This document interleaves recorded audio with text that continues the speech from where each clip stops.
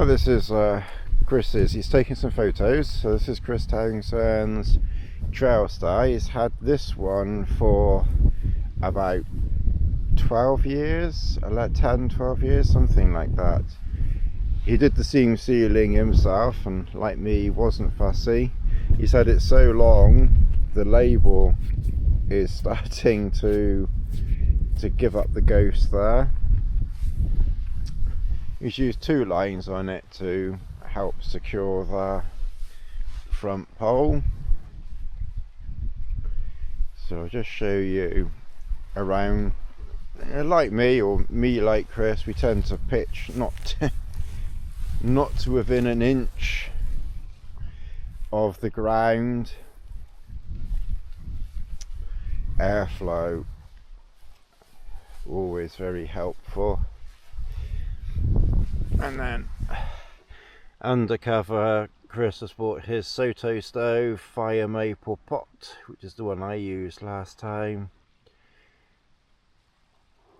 and a Sierra design sleeping bag, his X-Lite, and he's drying his socks out in his Atom pack. Yeah, the breeze is it's quite a cool breeze at the moment. This is the coolest it's been so far. I've put my synthetic jacket over the top of my down jacket, because the down jacket is quite close fitting, but it's yeah, quite cool at the moment. And so I've got the solar panel out. We're trying to get some rays of light, but it flashes on and off, so I'm just trying to eke power out as much as possible at the moment. But this is inside here, so I'm going to have another tea. Probably just have to warm that water up again, because I got some more water, ran out of water, didn't quite get enough last night. Well, good morning. We've got that much fuel left today, and this is why I brought that extra bottle, because realistically you could maybe, this has lasted 3 days now, so obviously the next one will last the same length, but then for that 4th night you kind of, you know, you'd effectively be trying to make that last, although I probably will have one more quick cup of tea in a minute, but you'd effectively be trying to make that dribble and a dribble left in the other one last. I think we're going to have, we might start the last one, I don't know. We'll kind of see how it goes. But I'm going to make one more quick cuppa, and then I've got quite a bit packed away, so all the sleeping stuff I've put away, so it's really just food and, you know, bits and bobs and such like. And then we're going to head kind of in that direction.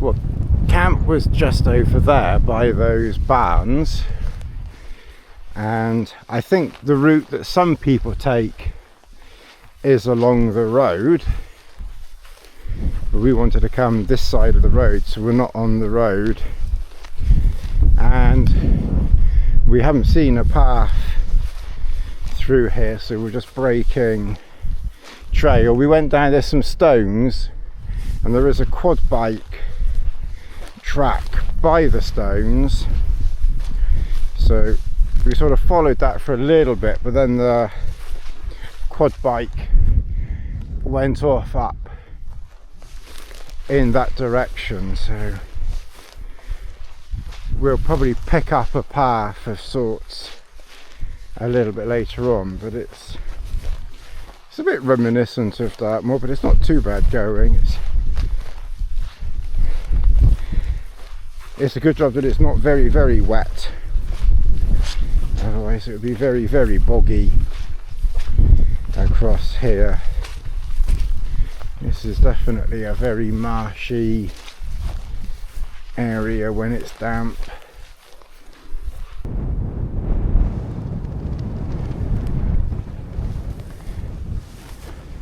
Well, we may have found a path through there somewhere. It looks like there's a bit of a trail through there, but whether people have camped down by the water, it's difficult to say. Here. So I'm standing on it here.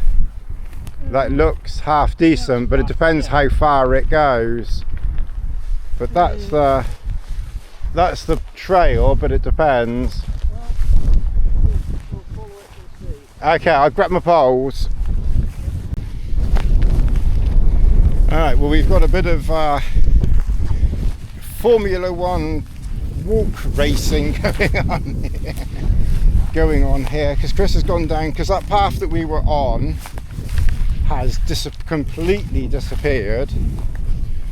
So Chris wanted to walk on the stones, and I sort of marginally joke that walking on this is potentially easier than stones.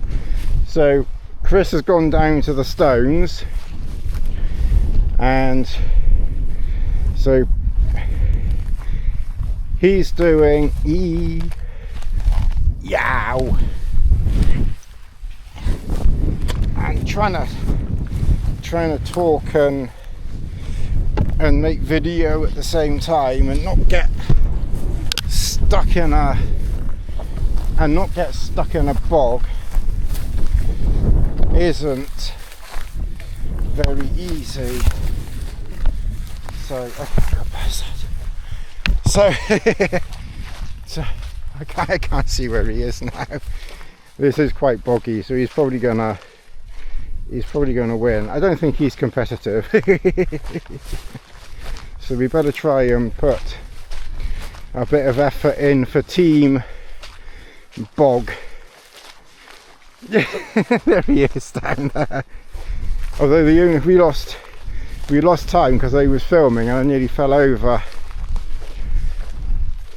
Ooh, God. Hey, what was a bit quicker along the it was a bit quicker along the beach. Oh, it was normal speed. Yeah, it was a bit. It was a little bit fumbly through there. Plus, I was trying to film a bit too.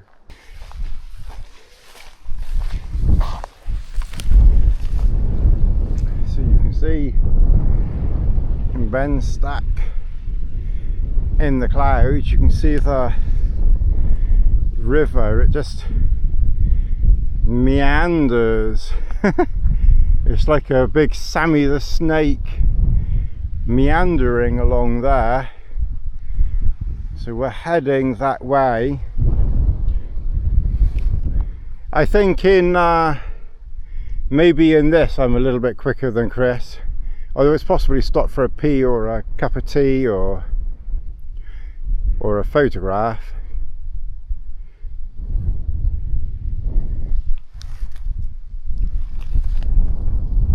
We want to stay away from those cliffs. We want to stay next to the river, and then we cross the river at some point, and then there'll be a lock just a little bit further on, and we need to be to the left of the lock, so we will cross the river.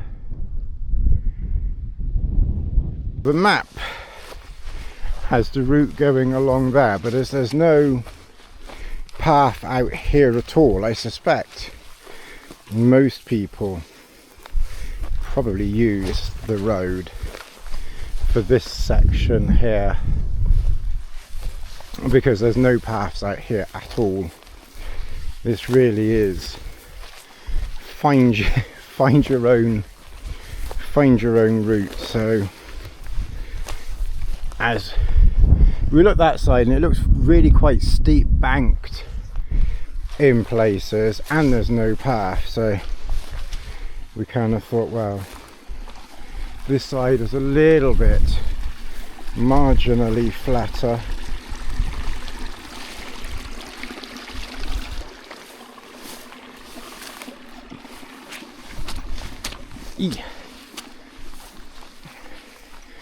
And there's a little bit of a path along this side, bizarrely, but almost certainly a deer track or something.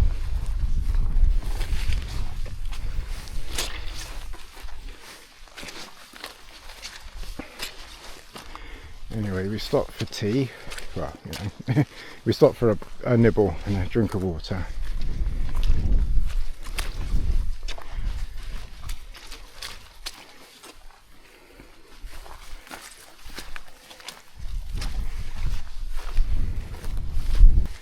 Well, there's a little bit of a animal trail along here. There's a lot of deer prints and deer droppings. I don't see any human footprints, so I really don't think people come this way. But once we get to the end, we go over that bump, and then the other side of that bump there should be a trail, you know, a proper a proper trail. And then we've got that for a couple of kilometers. And now we're losing the path now. We're losing the path, and we're going to have to get around this fence down here. Yeah. So I'm going to concentrate. Well, we stopped by a lock down there. We followed that path. That path carried on up over that way, and we're making our way in whatever direction this is, but basically it's a straight line. I don't know what the bearing is, to be fair, but it is just a straight line. So if you just keep going straight, then you'll be okay. That's what I wanted to show you. You see those rocks there? That's a little bit like, and this here, this is a little bit like that pass down into Inchladam. That kind of steepness. So imagine trying to walk along that. It's not that difficult if you're careful, but here obviously if you slip you're not going to go anywhere. But on that pass in Inchladam, it's a hell of a long way down, and I didn't film it because I was concentrating on my feet. But yeah, that's similar to what it was like, and it was about, I don't know, 20-30 meters long. It wasn't just a short slab like that. It was a little distance. You know, care was needed, let's put it that way. I wouldn't want to do it. I'm glad it was dry and it wasn't too windy.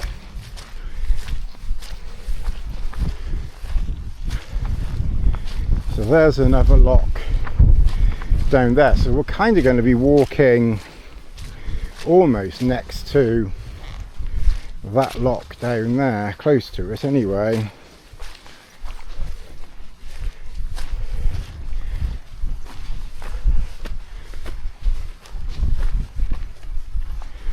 There's some pretty rugged hills up here. 4 nights, four nights including tonight. Yeah, and I've got an unused canister. And you got an unused small, yeah. I'll probably use about half of that then. Right, yeah, it'd be interesting to see how much you use.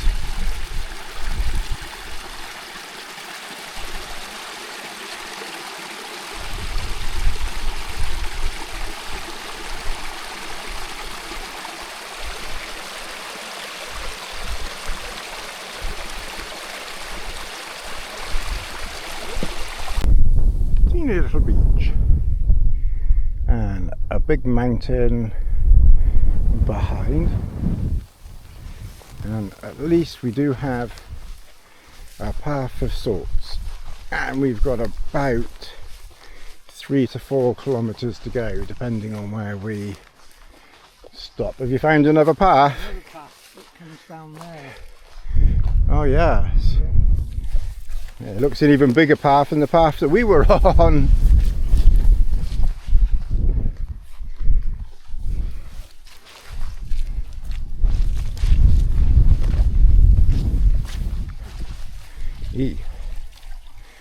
That's a step.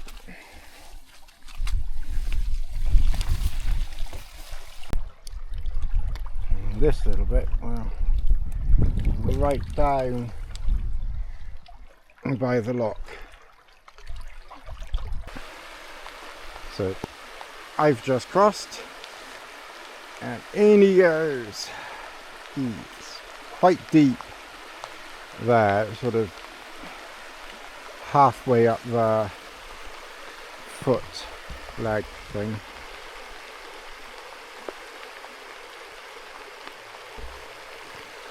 And we weren't supposed to get rain today. The rain is in.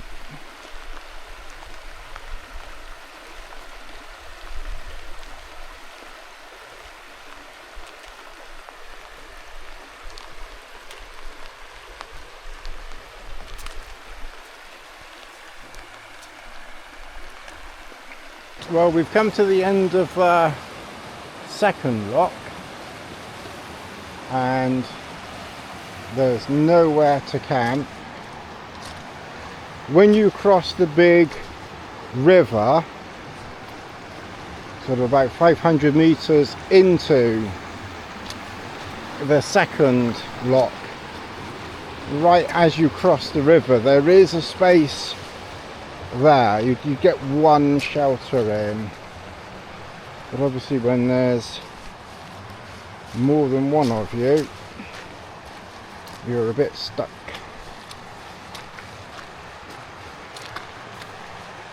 And we really want to try and find something in the not too distant future before we get,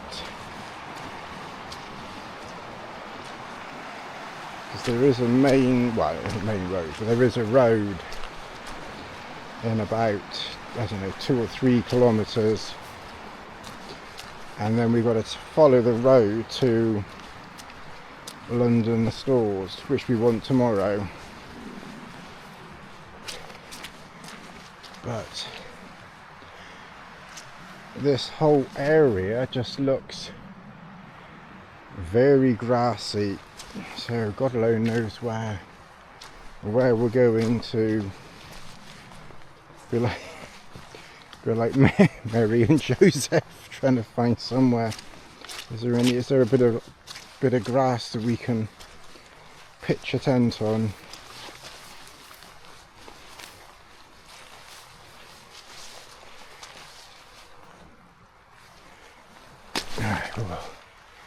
We'll carry on walking and looking.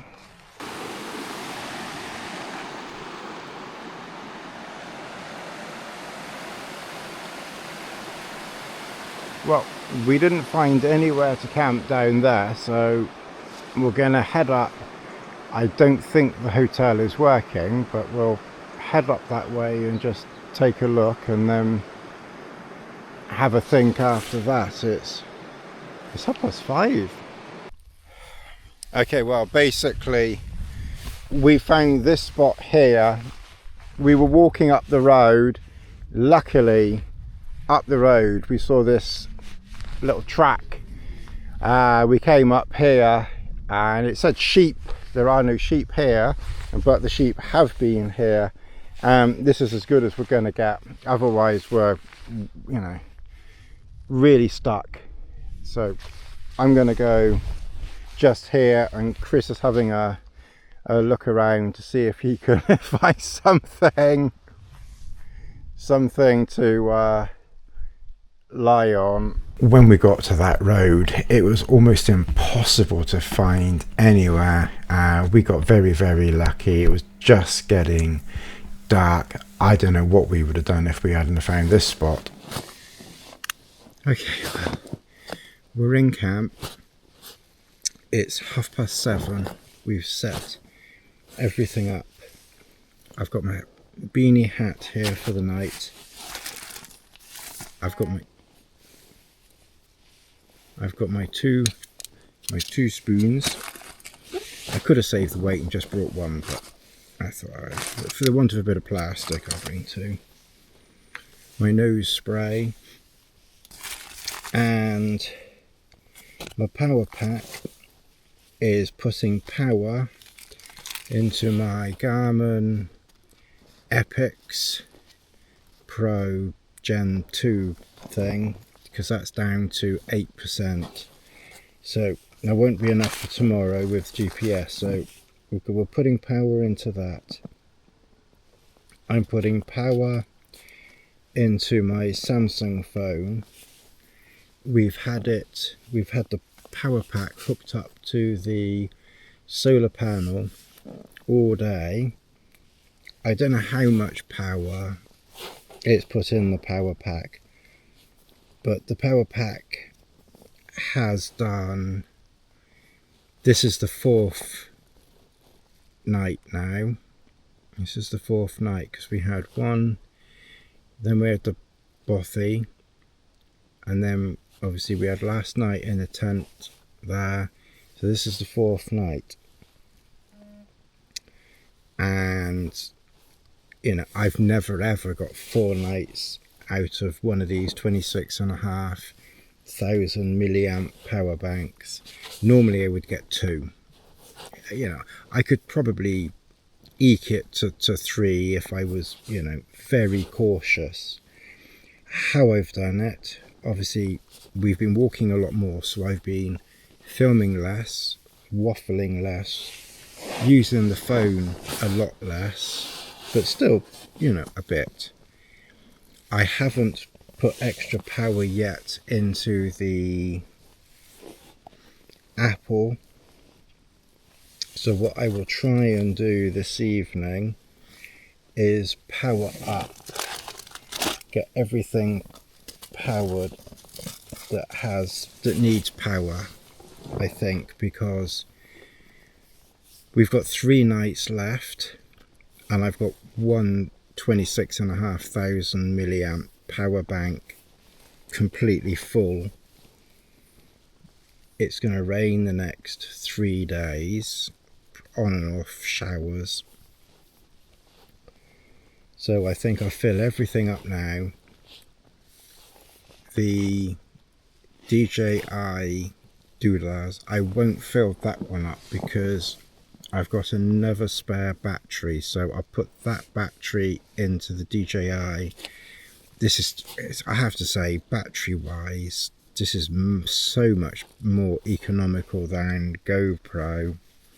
You know, I've been filming on and off today, you know, a reasonable amount. I haven't done a huge amount because we've been walking and talking, and I do find it easier to record and film more when I'm, you know, by myself. But you know, we've done a reasonable amount, and I didn't fill up this camera last night, and it's showing about 35% left, which is still, you know, to be fair, that would probably be enough for tomorrow, but I probably will swap it around before we go tomorrow, for the simple reason, if it's raining, I don't really want to be, you know, swapping it around in the rain if I can avoid it. But yeah, so that has done well, that power bank. You know, the solar power, it just helps give it a little bit of a boost. And yeah, I must admit, I'm reasonably impressed, I have to say. I think we'll probably finish this power bank this today or tomorrow morning. Tomorrow morning I might just top things back up again, so that everything is full, and then I'll plug it back into the power bank, plug it back into the solar panel tomorrow. But like I said, it is going to rain, so we probably won't get very much from it, but it would be kind of interesting to drain it completely and then plug it in and then see how many percentages we get, you know, on a foam, for example. So that's something that we can, you know, look to do. Anyway, like I said, it's coming up to 8 o'clock, so I think I need to get din-dins going.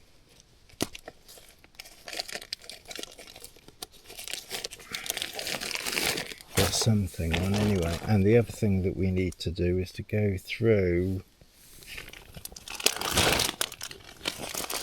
food. What am I going to eat?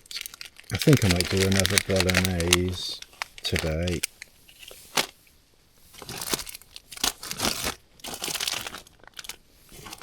And I need to sort through my food and work out what I need to get tomorrow, because we're now, of course, we're quite close to London stores. Or shall I have the rice? I think I might have the rice. I'll have the rice masala, I think.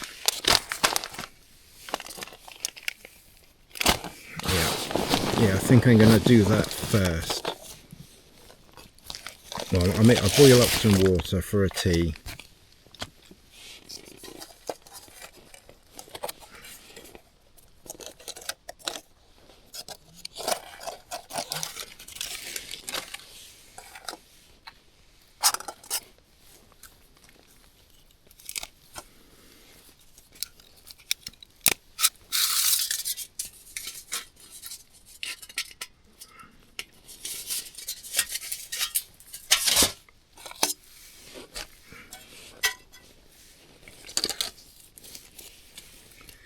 We have got rain coming in about 1 o'clock in the morning, unfortunately.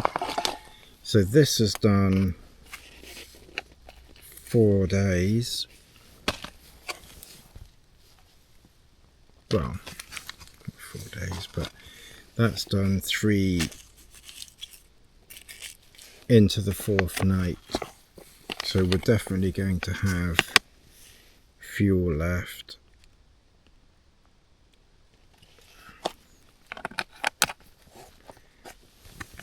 Like I said, when I'm doing it like this, I'm not, you know, obviously we're walking a lot more and such like, so you use a lot less fuel. But I don't really want to take less than I normally would,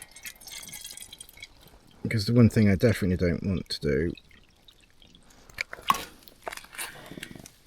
is to get short of fuel for tea, because that would never do.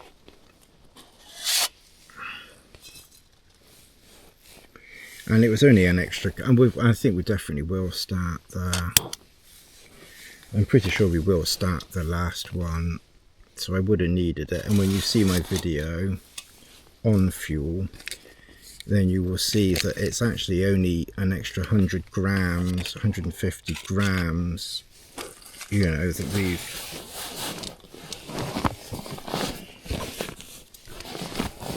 we've ended up bringing, so it won't be too bad. Alright, well, I'm going to get that on. Tea. And we will catch up a bit later.